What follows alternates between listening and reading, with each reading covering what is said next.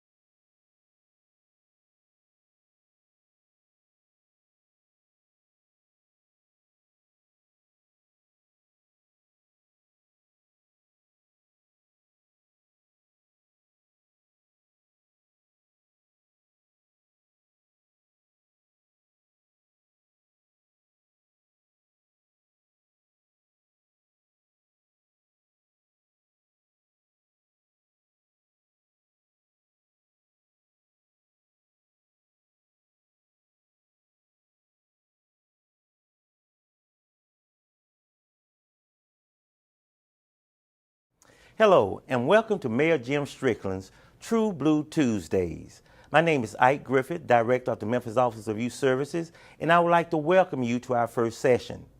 True Blue Tuesdays is an initiative of the Memphis Office of Youth Services in collaboration with the Memphis Police Department, geared to educate our young people on laws, the law enforcement, and an individual's rights. We really want to make sure that we have law-abiding citizens in the city of Memphis. Today's session, however, is geared toward those individuals who may have an interest in law enforcement through our Blue Path program. We hope you enjoy our program today, and remember, every second and fourth Tuesday, we will have a new session geared towards educating our young people on being a law-abiding citizen. Now let's get our first session of True Blue Tuesdays underway. Mr. Tyler Stegall from Human Resources and the Blue Path program, take it away. All right, and thank you so much, Director Griffith, for that intro. We are so excited to be here with you today. My name is Tyler Stegall, and I have with me Lieutenant Colonel Dennis McNeill, and we are going to talk with you a little bit about what we do here at the Memphis Police Department and how you can get involved if you're interested. Today, our primary objective is just to let you know a little bit about our officers behind the uniform and what a career with the Memphis Police Department looks like. So we are so excited to kick off this very first True Blue Tuesdays event of many with our officers here. So, Lieutenant Colonel McNeill, Lieutenant Colonel is a big title. There's a lot of syllables to that. That's a mouthful. So you're a Lieutenant Colonel with the Police Department, and you serve at our training academy. Tell me a little bit about what you do. Oh, as a training commander, I'm responsible for the recruitment of officers, like our Blue Path people out there. Also, I'm responsible for all the training that goes along with the police department. We even have in-service training, we got firearms training, any type of training that the police department requires, I'm responsible for that. Wow. So every officer that starts a career with the department, they come through the training academy. Yes, they come through the training academy. We make sure that they are properly trained and ready to serve.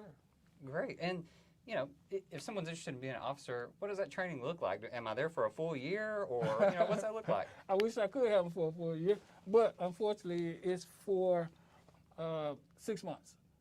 So roughly 6 months, depending on COVID, depending on things totally out of our control, it's roughly 6 months. Okay. All right. Well, Lieutenant Colonel, we'll get into your career a little bit and kind of tell the audience about what your career has looked like. But we're talking to a bunch of high school students today that are coming through the Office of Youth Services program, a great program that Director Griffith leads. And for those students, I want to let them know first about you as a high school student. Where'd you go to high school? Oh, I went to the Kirby High School. The Kirby High School. Kirby High School. Okay. Absolutely. All right. And what does Dennis McNeill look like in high school? Were you the quarterback, star quarterback, or straight A student? What was it? No, I was none of those things. I was just an average good player. I played football. I played cornerback and running back, and I also played ran track my senior year. Okay, all right. And were you every teacher's favorite student, or tell me about your classroom experience? I think I was a student on the radar. I never caused really any problems or issues or anything like that. So I came from a single parent, my mom. So she was my only person that I had to go to. So she worked a lot. So I definitely didn't want her to have to take out her time to come to school because of my misbehavior. All right. So I was on my P's and Q's. Yeah, and your mom was an officer, right? Yes, she was. My mom was a police officer. So that's if mom's coming to school because you've been misbehaving and she's an officer, I can only imagine. That's not good. Yeah, so, you said you played sports. I heard you say football. Tell me about your football career in high school. Football is my first love. That's what I like to do. It teaches a lot of discipline. It takes a strong person to play football, and it's a team collaboration sport.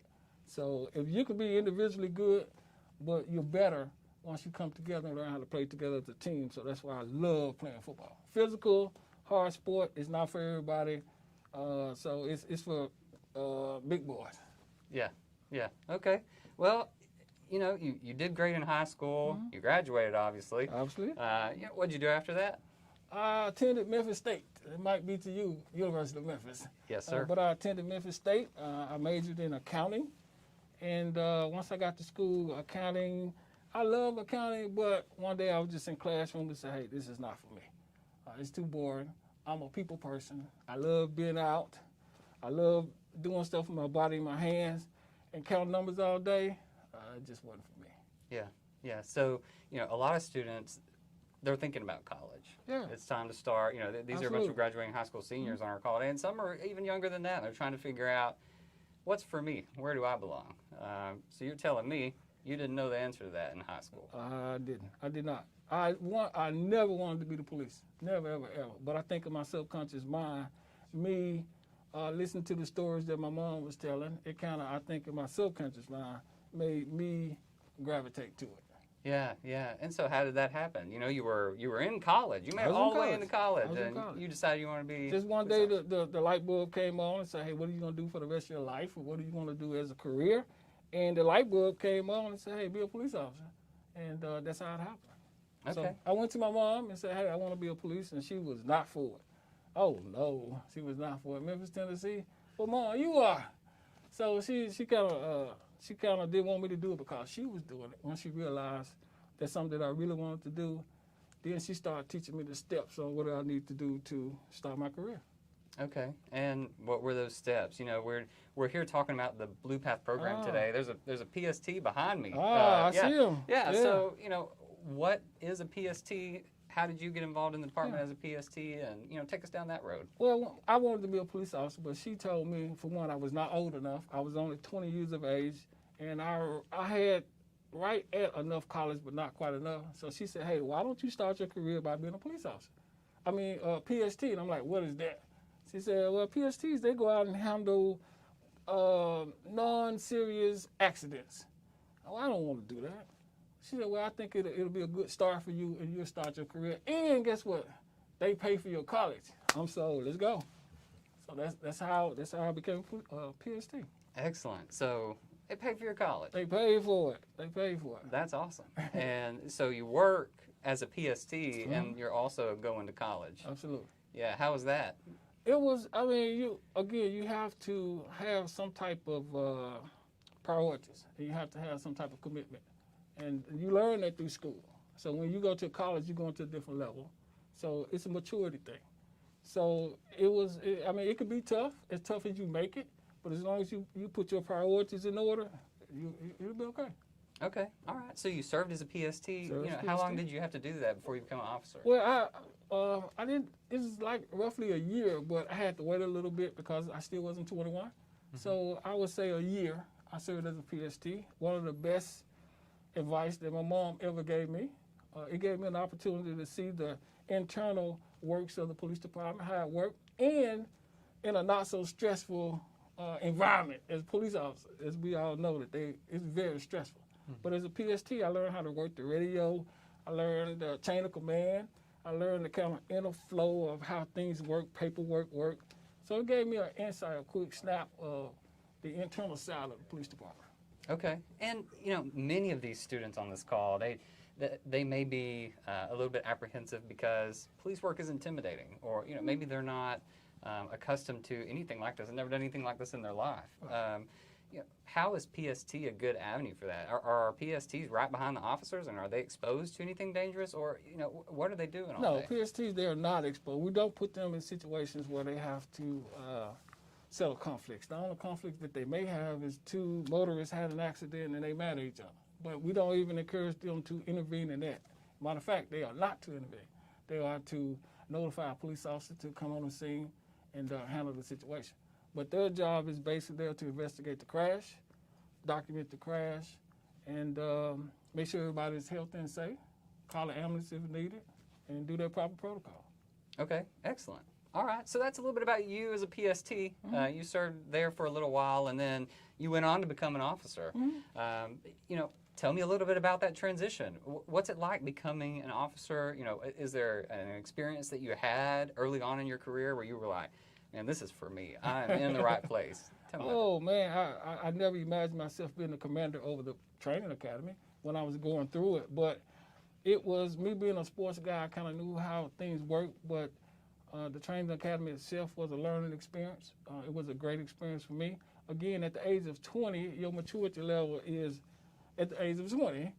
But when you get older, then you get to see things in a different light, a different perspective. So the training academy, it really helps you develop, and it kind of teaches you what to expect. But the hands-on experience is the best teacher. Right, right. Okay. And you said you were a sports guy. Sports guy. Even after high school. You said you played in high school. Did you, what did you do after you got in the department? Absolutely. I was amazed that the police department had a football team and had a track team. And again, I'm this 21-year-old guy who I think can't nobody beat me. I'm very competitive. But you had guys that played collegiate football who was on the police department. And you also had some that played professional football who was on the police department. So me being this young little 6'2", 150-pound guy playing against these guys that got all that experience, it really was a challenge. And I enjoyed it, and I'm still doing it to this day, 32 years later. Wow. I didn't know the police department had sports. You guys play sports? Absolutely. We play sports. We go all over not the United States and the country, but the world. I had the opportunity to participate in track and field, the 100-meter dash, 200-meter dash, in Alberta, Canada, where I was deemed the world's fastest police officer. I competed in Stockholm, Sweden, before the king of Sweden, like our president of the United States, they had a king. So it was amazing to represent not just the police department, but the entire city of Memphis. Wow. I got to wrap my head around it. You ran track on behalf of the department and competed with people across the world, and you were deemed the world's fastest cop. Absolutely. That's amazing. And then you performed for the king of Sweden. Yes, absolutely. That is amazing. It is. Wow. And so, what did you do after that? Did you stay in sports? Did you expand sport? Tell me more about what the department does with sports. Oh, even to this day, right now, we got a lot of guys that live in the city of Memphis who play sports, play football. So we can talk about dealing with the kids all day, but we got the middle-aged people who kind of get involved in things that not so good. So we have to have an outlet for them as well. So guys who are 18 to 52, I'm 52, can come and play in our flag football league. So it's not for the couch potato though, Tyler. It's for guys who played Division I, who was high school studs, and some guys even played in the NFL. So we play out at Kirby High School. Right now, not doing COVID, so we had to postpone this season. But we play out there on Sundays. We got a fall league and a spring league. And when I tell you it's competitive, it is very competitive. Yeah, awesome. So if there are students on this call and they are sports enthusiasts, maybe they jump up and down at the idea of coming out to Kirby and playing flag football with y'all. How do they get involved? Oh, I guarantee you, if somebody out there play football, they know about what I'm talking about because that's how big it is in Memphis, Tennessee. So it's easy. You can contact me at the Training Academy, 636-1701. Or I have my phone number that's available for you. They can just contact you, and then you can give them the information. Sure. Okay. Awesome. Right. So that's a little bit about sports. I had no idea the department had sports. That is incredible. So, even as an officer, you can play football or basketball or we got what all can bowling, you do? you name it, we got it. Awesome. Cool. So, we have a chat bar for those of you who are on the call today. Over on the right-hand side of your screen, if you just want to minimize that, you can always put something in the chat bar. Here it is for you to see. If some of you play sports, I want to hear what sports that you're playing. We'll pull this chat bar up later and we'll kind of monitor that. But if you play a sport and you're listening now, why don't you go ahead and key that in and we'll talk to Lieutenant Colonel here about what sports we have. That would be awesome. So, Lieutenant Colonel, let's talk a little bit, pivoting off of sports, but also staying on the subject a little bit. You once were an officer for the Grizzlies on behalf of the Memphis Police Department, right? Not once, still is, currently. Okay. Tell me Yes. about that. Oh, I mean, it was an opportunity, a great opportunity for me to be involved with that organization. A little bit before that, my pinnacle as being a patrolman, I think I met that. So what was the next challenge for me? And the next challenge for me was the TAC unit, the SWAT team. So I went out for the SWAT team in 1987, and I made it. It was tough, but I made it. So to this day, I was a TAC man. So with that experience, we had the 911 incident, the crisis. So a lot of NFL and NBA professional teams wanted to go to security, and I was fortunate enough to be in a position to get that opportunity to provide security for the Grizzlies.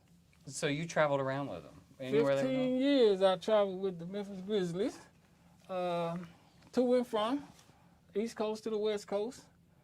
It was quite an experience, but that's something that I probably couldn't do again. It's too much. Yeah, that's a lot of travel. That's a lot of travel. Yes. Tell me about your favorite Grizzly experience. You got one? Oh man, I mean, after 20 years, I can't think. But I can tell you who was my favorite NBA basketball player of all time. Let's hear it. None other than Memphis' own Penny Hardaway. Okay, all right. Absolutely, absolutely. You still talk to him still? Or y'all got a relationship? I do. Obviously, we don't get a chance to see each other that often now. But my favorite Grizzly player would have to be Lorenzo Wright. That's my guy. Okay, awesome. So, I mean, that's incredible. So you got to follow around the Grizzlies, and now you're in the position of Lieutenant Colonel. Yes. Amazing career. Yes. Is there any, we've got a lot of students on the call today that are, maybe thinking about becoming a police officer or maybe just interested in the department in general. Wow. What do you tell a high school student who is on the fence, who's considering it as a career, or maybe is just interested in learning more about the police department? Well, the Memphis Police Department, if we be realistic, it's not for everybody. You have to have good people skills. We're looking for people who can treat people with humility, who can understand policies and procedures, and who know how to apply the law. So there are a lot of great people out there, a lot of great students out there. It's not right now, we having a lot of issues with police, but there are so many people who need to get off the sideline and join the team to make it better. So you can sit on the sideline and complain about it forever. So what good is that going to do? So if you really want to make a change, you really want to make a difference in Memphis, Tennessee, then join the police department through being a PST, elevate yourself up to being an officer, and go out there and make that change. That's right. Yeah, you're exactly right. There's a lot of social reform going on, yes, and a lot of spotlight has been put on policing here at the moment. And to a large degree, Memphis has done well. Very well. Because of the training that our officers receive, the great training that they get at the academy. So tell me what you tell an incoming officer who is going out on the street and is being put into this environment. What do you tell that officer? We are going to give you the best training that you can get. So rely on your training and take your training serious. This is a serious profession. It's not a job, it's a career. Obviously, we got some tough times that we're going through, but I know as a whole, our country is going to bounce back and embrace our profession as law enforcement. So it's time. It's time right now for addressing the situation, understand what the root causes are, coming up with a mutual solution for it, and move forward. But you can talk about it all you want. If you really want to make a difference, then join the police department and make that difference. You got to get out there and make the difference yourself. Absolutely. Yeah, anybody can complain.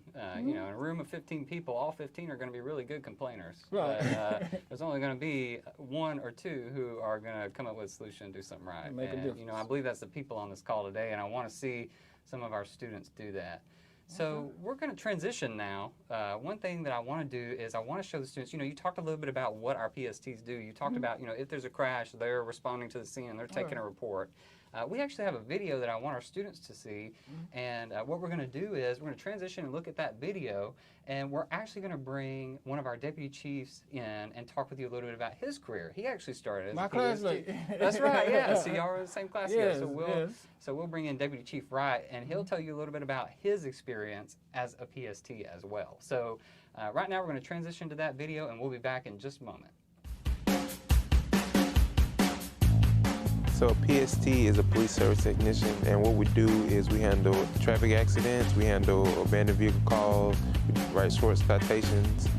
We also do traffic control, whether when the lights are out, or at a football game, basketball game, concerts, parades, everything in general. My name is Raven Smith and I am a police service technician. I wanted to become a PST because it was a stepping stone in my career to becoming a police officer and also an opportunity to further my education. What I like most about being a PST is that we interact with the public and we serve as mentors in the community and we assist with traffic crashes and we do traffic control as well. I have an uncle that's in law enforcement, but I also wanted to do this to, give back to my community and to just, be a part of something bigger than myself. I didn't want to have a job where I was just going to be in an office all day or be something that's just plain. I wanted to be in my community, serving my community. I wanted to learn more about being a police officer. I feel that this is giving me a good life. I feel that, yes, my parents have accepted it. They know it's going to be dangerous at times. You really need to look down the road on what you would like to be in law enforcement. Some of the perks of being a PST are you get your college tuition paid for by the city, which is a huge help in any job. So you get paid to do something that you love. You get paid to be with people every day. And you also get to go to school and get a degree out of it, which is amazing.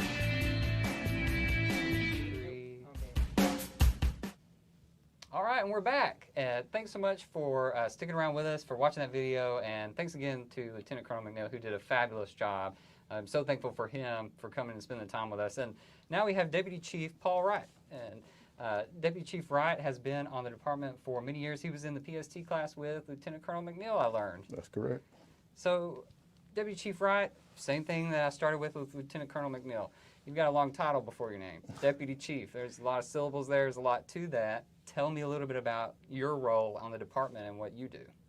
I'm the Deputy Chief over the Uniform Patrol Division, and my job consists of I oversee 5 precincts in the city. I'm one of the 2 Deputy Chiefs over Uniform Patrol, and I probably got more than right at 850 employees under me.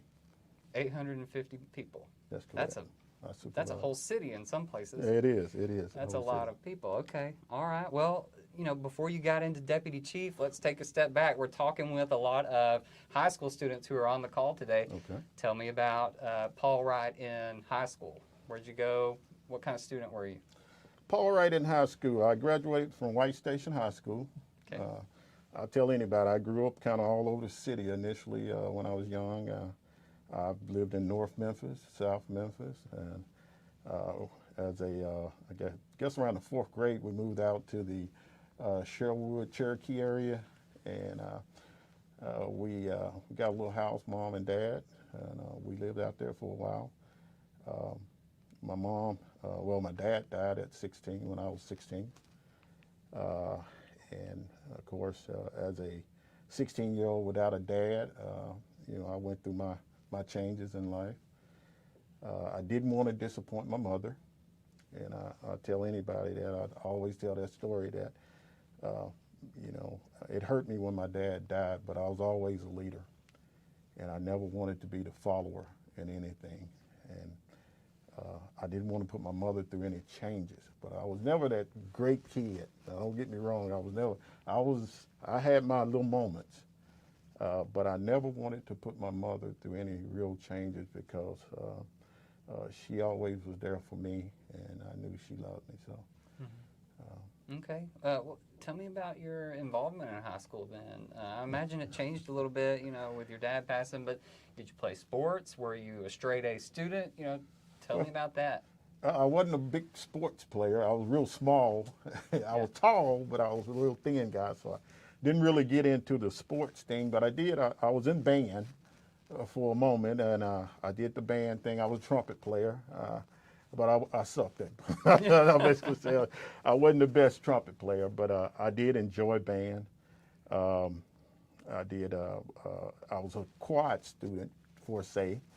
Like I said, after my dad died, I took on challenges of trying to stay focused in school, but I had a mentor that kind of stepped into the role. He was a school teacher, a coach. We called him Coach. And I'll never forget Coach. I still actually talk to him to this day. And that's been years ago.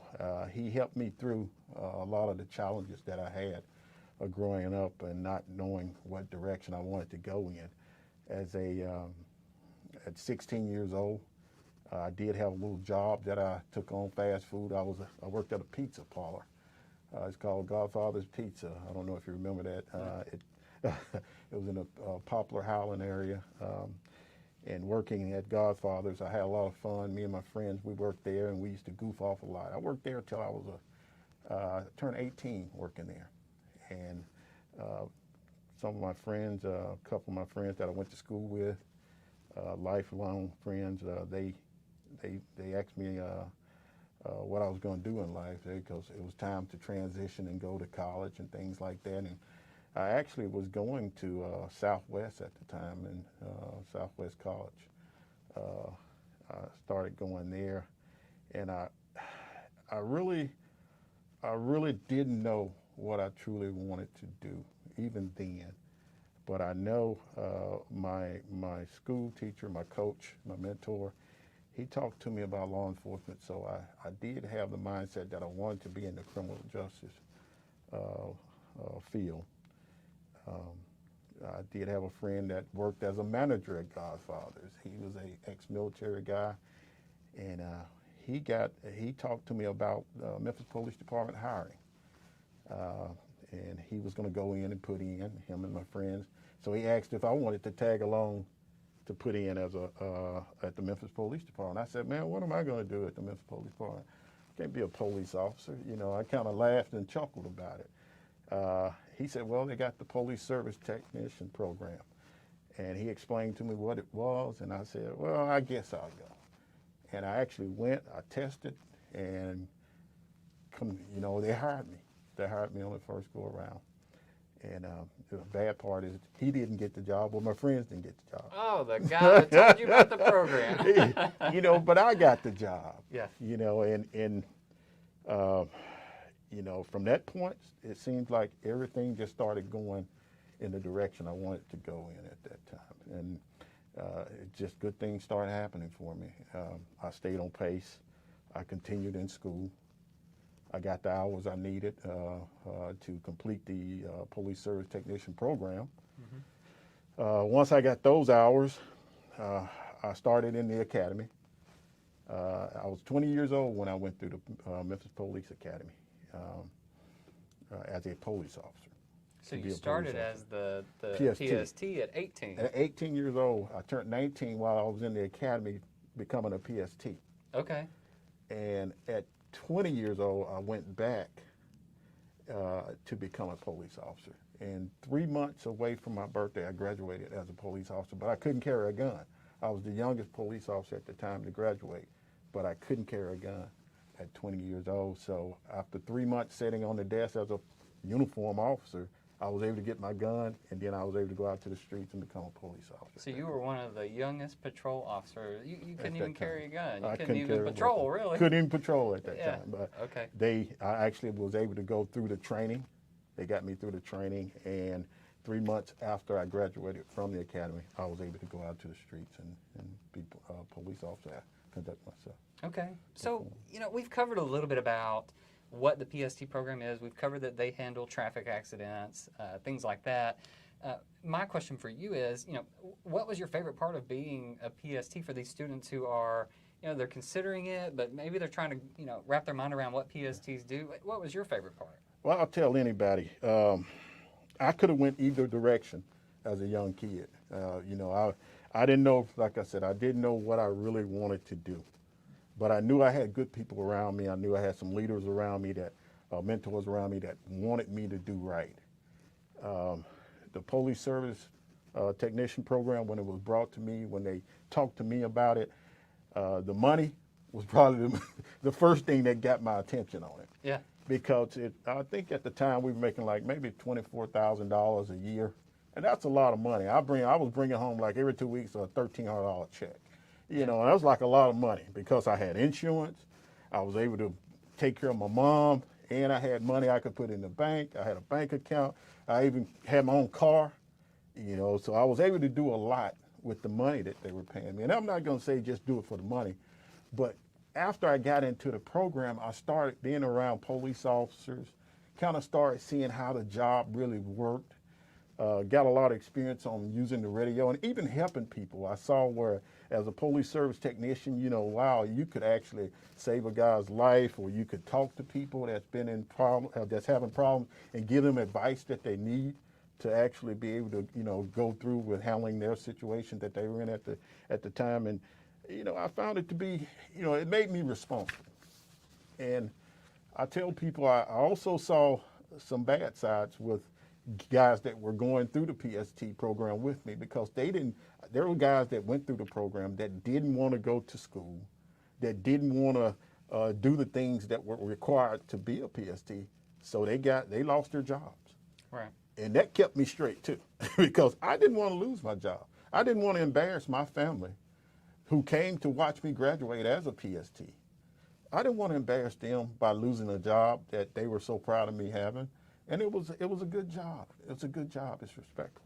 Very good. Yeah, yeah. I mean, it's just it can be a life changer for some students. You A know, life changer. You talk about, you know, a lot of students who are going through high school, they don't know what direction they want to go, and they get up to this point where it's time to graduate, and they're still working at, you know, McDonald's or somewhere like that, Exactly. making minimum wage $7.25 an hour. And Yes. you know, we've got PSTs coming through this program, and you know, there are more than doubling that salary. The hourly salary is $16 an hour. That is incredible. You know, no other graduating high school senior is going to be making that kind of money right out of high school. So I can see why that was a really, you know, life-altering thing for you. Yes, So, yes. you know, you went through the PST program, and it was time to get on the department.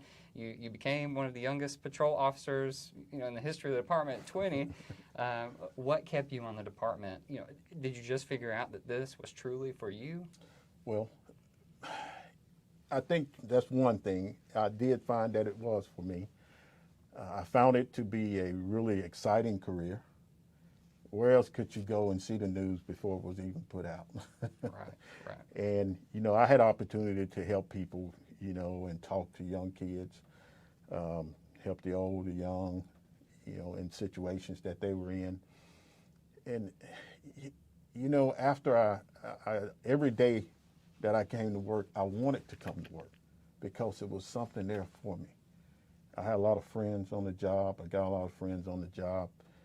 And it's you can't describe it unless you're there. If you want to be part of that change, then become part of it. You know, if you want to be part of the change, become part of it. And that was my thing. I found that I was good at what I did. Mm-hmm. And it actually, I think a lot of people recognize that, I guess, because I seemed to move up the chain fast with promotions. Even in units, I was able to work in narcotics for several years. That was probably one of my biggest accomplishments. I worked in narcotics for well over 13 years. And tell us what, you know, narcotics, for those who may not be familiar with the term, for those who may not be familiar with the department's role in that, tell us what you did. Well, we have a unit called the Organized Crime Unit. And I was able to work in the Organized Crime Unit as a patrol officer, doing undercover work. I was able to go out and you know, pose as a drug dealer, pose as a drug user, and you know, and it's good to see when you take off drug dealers off the street, because there's a lot of bad things that happen out there. I worked in Vice. The Vice unit works with prostitution and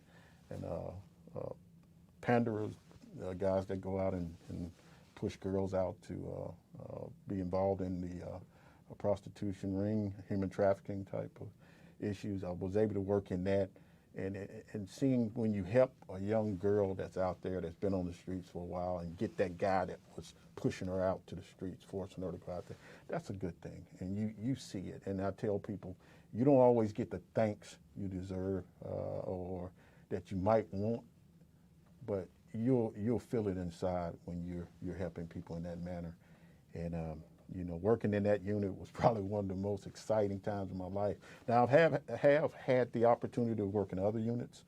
I worked in homicide for a few months. That was exciting.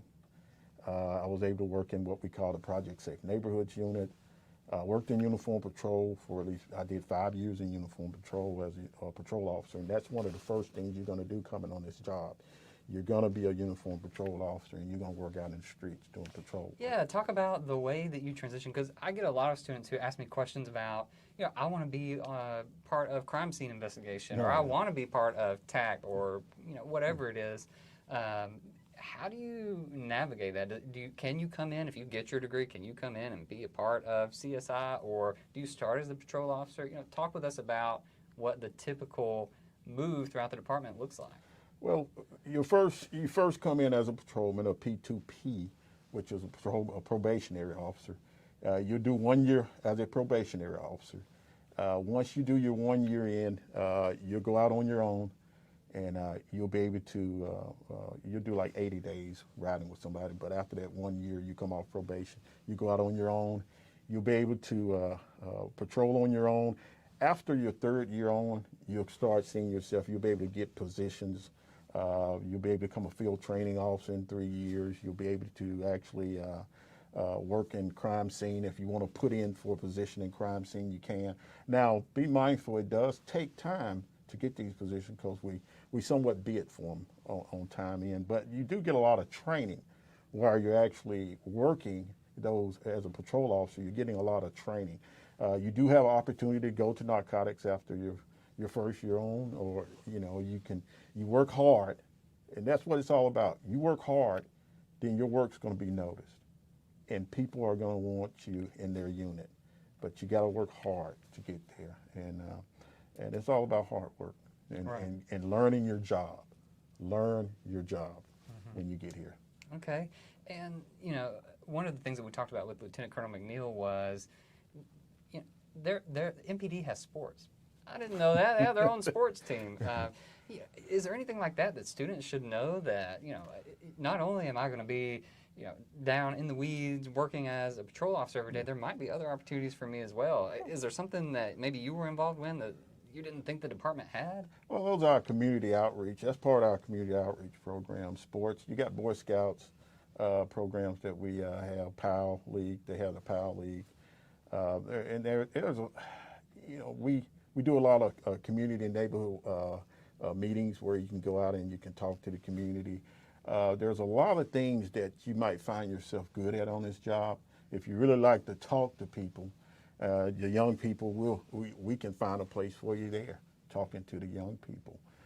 Going around to schools, we're just reading programs we have set up at a lot of our precincts have programs where they go and read to the kids. But right now, COVID has changed the look of that. But there are a lot of things that you can do, and there's no idea that's stupid on this job. You can always come with an idea that we'll take on or we'll entertain. Absolutely. I mean, I've heard of officers who, we have a clergy member who is an officer, and he started an entire team that works with clergy members all around the city. Yes. So yeah, you're right. You could have an idea of something the department should do and bring that, and it happens all the time. The department is shifting to meet the needs of our community. Well, you have a community outreach program. We have our community outreach program, our COPS program, and that's a program that if you're good at coming up with ideas or things that you want to do to reach the community or talk to young people, then it's there for you. If you want to feed the young or the old, that's COPS program. They're there. They have programs where they go in and they feed those who need. So there's a lot of programs within the department that that you could get enjoyment out of in itself. Like I said, there was a lot of good things I did on the job as an investigator that I enjoyed. I was a Project Safe Neighborhood. I worked in that program, and that's catching the worst of the worst bad guys. I was able to travel 13 states in an attempt to apprehend bad guys, and I was able to catch bad guys through 13 states that had committed crimes here. So that's an opportunity, just working your way to some of our elite units to be able to be part of those units and become some of the best investigators that you can, or one of the best investigators you can be. Right. Well, you made it sound so interesting. I didn't know the police department went outside of the state to apprehend someone. That's amazing in itself. Yes, and we were working with federal task forces at that point, but there are opportunity there. Wow. So, you know, there may be students who are interested in joining the department, or they may be interested in learning more. You mentioned that, you know, at an early age, you started considering it around 17, 18, and decided to get involved. You know, what kind of forces competed against that? You mentioned that you were trying to please your mom, that you didn't want to upset her. Yeah. What was her initial reaction when you said, hey, you know, I think I'm going to join the police department? You know, and how did you navigate that for some of our students who may be concerned about that? Well, I think she was probably like any mom, concerned, wanted to know, hey, are you gonna get hurt, type thing, you know. And after I explained it to her, and I think she saw it in me that I really wanted to do this, she took on to it. And one of the biggest things I tell people, you know, you got somebody that you truly love in your family that you don't want to disappoint as a young person, whether it's mom, dad, auntie, granddad, grandma, whoever it may be. You don't want to disappoint that person by going out doing something bad and they see that, you know, this is the life that you've chose, a bad career of that type. And I never wanted to be that kid where I would just pick the bad career and disappoint mom and have mom having to come and get me out of jail or having to get me from juvenile. I didn't want to be that kid. And, you know, the only thing that kept me truly smiling sometimes was seeing mom happy from what I had accomplished becoming a PST. Because the day of my graduation, I could see a smile to this day. I could still see a smile on how proud she was. And even the day that I graduated as a police officer, I think that was the biggest smile. And I got a picture to this date where me and her hugged up, you know. Mm-hmm. And that's a memory that I'll never forget because she took that with her to her grave, you know, knowing that I was going to be okay. Right, and you know, look at you today, Deputy Chief of the department, and served for many years on the department and really made your impact. 32 years. 32 years I've been on now with the city, and in January it'll be 32. And I can't complain. It's taking care of the family. You know, I've always been able to, you know, and I tell people, it doesn't, if you're getting into it for the money, don't get me wrong, it's not a lot of money in this. There's enough to take care of you and your family, but if you're getting into it because you do want to make a change, that's what you want to get into it for, because you want to make a difference in the community. You want to make that change. Now, don't get me wrong, when I was 18 years old, the money was probably up front when I saw, you know, the money that they were paying, but the excitement was also there. As a young person, I tell anybody, you want to make the right decision, and you want to be the leader. You don't want to have somebody that you're following around. You want to be the one to make the decisions and lead. And this job gave me that opportunity to be a leader. Right, and I truly believe there are some students that are impacted by what you're telling me about the department and what Lieutenant Colonel McNeill mentioned. And I want to talk to those leaders directly now. We actually have a presentation that we're going to walk through and talk about how these students become those leaders, how they become PSTs and get involved with the department. So we're going to walk through that presentation now. We're going to pull that up for you. And, Chief, I'm going to have you, give us some examples as we walk through the presentation of what our PSTs are actually doing and what you would tell that leader who is, trying to figure out what direction they want to go in. So let's walk through this PowerPoint and talk about some of these slides. We're going to cover what the Blue Path program actually is. You've mentioned me, or you've heard me say Blue Path program and, PST, and we're going to talk about those two things and how they work together. And we're going to talk about why students choose the Blue Path program, what's in it for them, and the tangible how behind that. Do I fill out an application? Where do I go for that? So we're going to talk about that as well. And then who's actually qualified, who can actually come and do this. So first things first, Blue Path and PST, they're the same thing essentially. Our PST program, PST stands for Police Service Technician, and that is essentially your title. The Blue Path program is a program specific for high school students. For those of you who are in Director Griffith's Office of Youth Services programming, maybe you're with the MAP program, or maybe you're with Employer, however you're involved, if you are a current high school student, Blue Path is what you want to pursue. So the program offers, you mentioned when you started as a PST, it was $24,000 a year. It was somewhere around 24,000, I want to say. You know, after I had been on a while, I'll be honest with you, you forget about the money and start just enjoying the job, especially when you become a police officer. Right. I mean, it was, I'm be honest with you, I would have did it for free when I first came on. I would have did it for free. And to this day, I tell people I still enjoy the job. There's nothing changed about the way I feel about the community and helping people. But you do have to listen to the people and the change of the community because there are a lot of things that's changing from 32 years ago. You got to reimagine what your police department is going to be in the future. Absolutely, and have to. one of those changes is that salary. You know, you The mentioned you salary, started yeah. 24,000. 24,000. Our students now, it is wonderful. They are making $33,000 a year. That's $16 an hour. That's a lot of money. Yeah, A lot of money. And so it's a great salary for students that are interested. You know, other things, you're getting your degree for free. So as you work as a PST, we've talked about it, you're going to school full-time and you're also working as a PST full-time.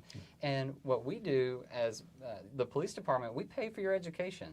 Whether you're receiving Tennessee Promise or, you know, Pell money, whatever it is, those things apply to your tuition and we cover the rest. And your degree is paid for. That is astronomical in itself because, you know, you've got students that are going to college today and they're graduating with $20,000, $50,000, $100,000 in debt just from student loans. Exactly. And, you know, you graduate and then you automatically, there's all your great salary, you're spending it toward your loans. So automatically as a graduate of the PST program, you're walking out with no debt from your tuition. Yes. So that is amazing. That sets you up for success right there. Right there, right there. Yeah. I did the 54 hours at Southwest at the time, but I was able to go back and get my 4-year degree from Bethel. Mm-hmm. And we incentivize that as the department, Exactly. right? It was part of, I wanted to go back and get my degree. You know, like I said, I was never the brightest kid in school, but I saw others doing good, so I wanted to do better. And, you know, once I finished, I was able to get a 4-year degree from Bethel, and I was good. I was happy. It made me feel whole because I did have a degree. Yeah, it sets you up to go and do whatever you want to on the department. Exactly. It sets you up to be the next deputy chief of the department, really. You know, we incentivize that as members of the police department. We offer pay for individuals who want to go back to school. We have a program, a tuition reimbursement program that gives you an allotment of funds you can apply to your tuition every year. So essentially you can go back and you can get that 4-year degree without paying a dime. Without taking out those huge loans. So that's a huge benefit just in itself. And one other thing that I wanted to cover, you are a member of the PST program from age 18 all the way up until 21 when you can carry that gun and you can go back to the academy and become an officer. And then you're making $41,000 a year. As you mentioned the P2P, you're on probation. You have another officer with you who's training you. That's correct. Tell me a little bit about that. Well, you'll go through the training program, 80 hours of training in the car riding, and then you'll be able to get out on your own after that. But for about 6 months, something like that, you'll be with someone, and then you'll have like I said, it's a year-long probationary period. But believe me, you're going to be with the best of the best with training partners. It's like I said, it's not an easy job, and within the first year, you'll know whether you made for the job or not. Right. Sometimes within the first week. And I think most people that think they couldn't do it, the better people on this job that I come to find, you don't have to be the most physical guy. Most of the people that I found to be the best are the guys that just know how to talk to people. You just know how to talk to people and deal with conflict. Right. And those turn out to be some of the best police officers that we've ever had. Right. Well, Lieutenant Colonel said it himself. The commander of the entire training academy who trains every officer that comes in, he says, if there's one thing that our police officers do and they don't do anything else, it's just respect. Yeah, it's respect for your fellow citizen. That's it. Just know how to respect people. Your mother, your father, your uncle, or someone that you would talk to every day with respect. That's how you want to talk to the people in the streets. Right. The community, the citizens that you serve. You want to treat them the exact same way that you treat that loved one that you truly have respect for. Right. Yes. Okay. Well, that covers a little bit about what the program is. You know, you're going to school for 2 years while you get your criminal justice degree. We pay for that degree, and you're working full-time while you're getting that degree and serving as a PST. That's the Blue Path program in a nutshell. So let's transition now. Let's talk about, we'll talk about the why students get involved with the program. You know, we talked a little bit about that salary. $16.12 an hour is so substantial. You know, we talked about minimum wage right now. Students that are working at, you know, your local fast food chain, they're making $7.20. If you take $16 and you divide it by 2, you're still not there. You're making very little money. And so this is a great way to set yourself up for great financial success early on in your life. And insurance. That's right. I mean, so many students, you got to have a cell phone after you graduate. You got to be paying for that, and car insurance, and health insurance, and benefits. Yes. You know, you still got to go to the doctor. You still got to take care of your physical health, and you know, those are added benefits that you're getting as a member of the police department. So I've given you some more numbers here about those hourly salary breakdowns as you progress through the department. So I wanted to include those for your reference there as well. Let's talk about why. You know, you heard some of the students say earlier while we were playing the video, they were talking about how they were looking for an opportunity to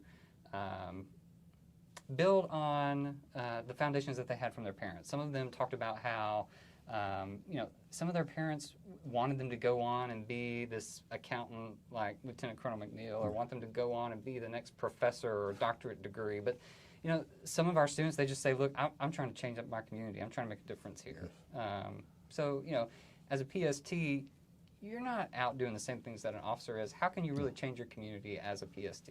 Well, you're basically starting out, you're trying to teach traffic safety.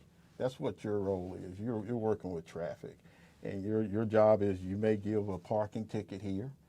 You may have to investigate a traffic accident, a small-scale traffic accident. You may have to direct traffic to protect when lights or power go out. So, you know, you have to help people get through intersections. So you're actually helping the public in its own way. You're not putting yourself in the harm's way of what a normal police officer would be putting themselves in every day. But there is a small level of concern when you're out in traffic, of course. But, you know, outside that, you know, PSTs is a great starting point for those that want to be police officers. You must have the mindset of wanting to be a police officer if you're stepping into the PST program, because that's what we expect you to become. I've met individuals that were PSTs that came from other careers. They changed careers from managers at warehouses, managers at restaurants. Some did finance, but they came into the police profession because they wanted to change. They truly wanted to do something that was different. They wanted to help the community because their old job wasn't giving them that satisfaction they wanted. So I saw people come from that career, leave their old careers to come to this career. Right. And you know, like I said, I've seen people that came into from managers at little warehouses and restaurants, and they didn't have all their time or their hours in from college, and they took on the PST program until they were able to go into the policing program. So I think it's worth it. It's truly worth it. If you don't have a plan as a young person when you're coming out of school, this is an opportunity for you. This will help you set up a roadmap to a future, and you got to take advantage of it. Got to. Absolutely. So let's transition now and talk about how. You know, we've talked so much about the opportunity, all the many facets of the department, where you can go with your career on the police department. We have a process, a hiring process that you have to go through, every candidate. And the PST process is the same for our police officer process. You go online to joinmpd.com. Anybody on this call today, if you want to learn more about the PST program, you just go to joinmpd.com. And there you can see the salary breakdown that I talked with you about. You can see all of the benefits that I talked about. And you can put in an application, and that's the very first step of the process. So you put that application in on joinmpd.com, and then we invite you out to our testing. You know, there's some physical requirements that you just have to meet as an officer, and we have pre-employment tests to make sure that you're ready for that. The first is a 1.5-mile run. That 1.5-mile run has to be completed in under 17 minutes and 38 seconds. And you know, for those who are on the department, for those who run at all, you know 17 minutes and 38 seconds for a mile and a half, that is a long time. I mean, you know, you could just about jog that. So we have programs in place for those of you who are not physically fit, but maybe you're interested and you want to take that first step to get physically fit where you can complete that 1.5-mile run. We have programs in place where you can meet with one of our personal trainers and get yourself ready. You know, we don't put these barriers up to keep you from getting into the department. We put them there so that you have a standard to work toward and so that you meet that minimum threshold to join the department, and we help you get there. Next, we have a physical agility test, and I've actually got a video that I want to show you of this 1.5-mile run in this physical agility test. Like I said, it's really not a big deal. The physical agility test is supposed to simulate a foot chase, but really what you're doing is we're in a gym and you're running around a track. Let me see if I can get to that video. You're in a gym, you're running around a track.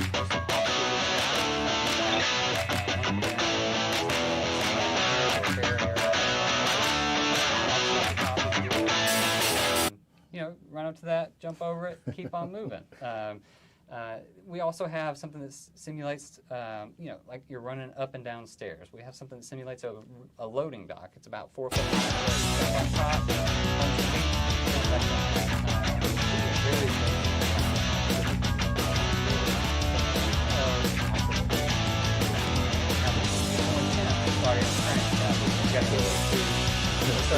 It's just the start.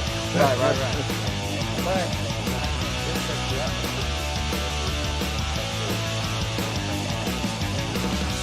at the bottom, the officers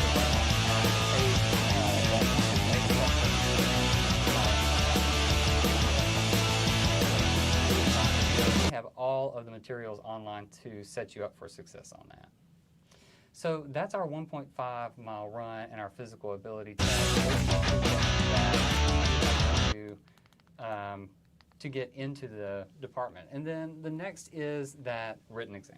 It's basic reading comprehension to make sure that you can read and comprehend language at a 12th grade level. So then we have some screenings. We have a background, a medical, a psychological written, and a psychological interview that our candidates complete. And so, you know, we don't let anybody walk into the doors of the department. You've got to meet these minimum thresholds through these testing.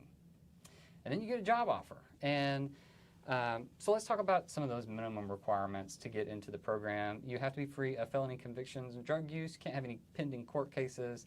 You can have no more than 4 or more moving citations. That is, you know, tell me a little bit about those and what would keep you from getting in. So you want to be careful how you drive out here. Speeding, reckless driving, DUIs, drinking and driving, you know, these are, that's a moving violation, a citation. You most definitely, if you don't pay your tickets, that's a way to get yourself in trouble, having your license suspended, revoked, canceled, whatever. These are things we look at because you want to make sure that you're protecting the community by putting people out that know how to drive, and that's not going to be a hazard, us putting them in a car. So that's part of the process and the hiring. But moving citations are exactly what they are. You get a ticket for speeding, reckless driving, things like that. Running red lights, you know, these are stop signs. Those are moving violations. Right, okay, all right. And so that's the minimum requirements that I want to cover. You know, we also talked about you have to be 18 before the start date, and normally in the summer. So you graduate in May or so, And then we start you in the summer. You have to be 18 before that start day. You have to be 18 years old in order to be put on payroll and start serving as a PST. You have to be a U.S. citizen. You have to have car insurance. You also have to have good grades. You cannot have a GPA below 2.0 because, you know, you're not just here operating as an officer. You are going to school. You have to get that associate's degree. You've got to get, or the 54 credit hours. Got to get your school. So you've got to set yourself up for academic success as well. So those are some of the minimum requirements. And, you know, I've been noticing some trends in the chat, both positive and negative. I've noticed some students who have brought up some concerns in the chat that I want to address directly. You know, I'm going to talk about one of those specifically. I saw a student who said something in our chat, our live chat. He mentioned that, he or she mentioned that, you know, it can only take, an officer might have 2 years of training, but it only takes a moment for an officer to cause harm in the community. And I want to talk about that comment specifically. What I want to talk about is, what's going on? You're good? Okay. What I want to talk about specifically is, you know, yes, it's true. An officer can cause harm in the community. There's also a flip side to that coin. An officer can also train for 2 years and change a community. So we don't deny the fact that officers could potentially be harmful. What we do instead is we set them up for success through a training academy that is rigorous, that is on top of and trains officers for social issues that they may encounter. You know, we've talked, and you see it a lot in our communities. You participate in conversations about social reform and how, you know, some officers do cause harm in other cities. And, you know, what is the police department doing to set our officers up for success so that they can change a community for the better? The training academy is only a starting point for training. We continuously train you as a police officer throughout your years. However many other years you stay on this job, whether it's 25, 30 years, you're continuously being trained in various type of conflict resolution, community-based bias. You're being trained all the time. Every police officer goes to an in-service training yearly, and that's a refresher course on basically the new trends of things that's going on. It teaches us about, you know, if there's community issues, it's going to teach those things on community issues. These are things that the department is trying to do to improve their officers, whether it's driving, whether it's improving our conflict resolution skills, our hands-on, how we communicate and talk with people. These are things that we're trying to continuously teach and talk about. You know, I would tell anybody, we would love and we want to hire from this community, our community. And the only way we're going to be able to get those individuals that want this job is for them to apply for this job. Individuals, young people like you coming in, the young people like the individual that makes the statement that, well, police are not, they're hurting our people, where I want more individuals like that on the job that can come on and be there with these officers that they may see doing something wrong. And then they can step up and report this type of behavior if that's what's happening. Right. Step up and become that officer. So if I had 20 of that type of officer that comes in, then I would feel good about my department completely. Absolutely. That nothing is wrong, nothing bad is going on. But police are going to be involved in encounters. But we want the best outcome in any encounter that we put them into. That is absolutely right. We talked about it earlier with Lieutenant Colonel McNeill. You can have 15 people in a room, and all 15 of them can complain. They all have that innate sense. There's, you know, that's not the part that takes skill. It takes skill to do something about it and to be a part of the change in the community, to be that officer that is going to go out and be passionate about changing the community. Become part of the change, be part of the solution. Whether you're coming up with a program that you think that it may be helpful to us, come up with a program. But if you want to be part of the change, push more of your friends, more of your family members into this profession and change it. Push people into this profession and change it if you see that there's a change needed. Absolutely. And, you know, as we wrap up today's event, we have several of those people who are interested or maybe are considering or, you know, have interest in learning more about the department on the call today. What do you tell that student who is that 16 or 17 or 18-year-old that you were in high school who is wondering about this, is trying to figure out if it's right for them? What do you say to that student? Go to joinmpd.com, jump on that site, start looking at the information that's offered to you. Get into this Blue Path program. Get into it. Call some of your friends. Get with your family members. Start talking about it, and become part of it. Try to get as much knowledge as you can on the program, and get on the internet. I know you're on the internet all the time with your phone. Just pull it up right now on your phone and see what the program is all about, and try it. Try it. Absolutely. Take advantage of it. Students, thank you so much for joining this call today. I'm looking at the chat right now. It's very, very active. So active that I can't even begin to address all of the comments that have been made. But we are going to be doing this every second Tuesday of the month. Our next session will be November 10th. And as we transition out of our call today, or our session today rather, you're going to see that date pull up. You're going to see the information. We're going to be addressing your comments in future segments. We will be talking about some of the issues that you brought up. We will have more officers like Deputy Chief here and Lieutenant Colonel who are, you know, members of our specialized TAC units, members of the K-9 unit, all these different officers from different backgrounds and walks of life talking with you about, you know, what policing is, what we do here, what you should do when you interact with the police. To have a successful encounter, you know, how to handle difficult situations. So we're going to be bringing those up. We're going to be talking about your comments more in those future segments. So I encourage you, as we progress through these sessions, as we have more, and as we continue to try to educate the public, I encourage you to get involved. Be here on November 10th. Same link that you accessed today. Go ahead and save it in your favorites. We'll be right back here talking with you on our next True Blue Tuesday. Thank you so much for joining us. If you're interested in joining Blue Path, go to joinmpd.com, put in an application, text Blue Path to 484848, and you'll be connected with us automatically. You will be put into our text system. You'll get a link that gives you information. You can go to joinmpd.com. You'll get a link to our application and stay connected with us going forward. So if this is something that you're remotely interested in, maybe you are just fascinated by the police department, or maybe you have additional questions that you want answered after our conversation today, you can stay connected with us and get our contact information by just texting Blue Path to the number 484848.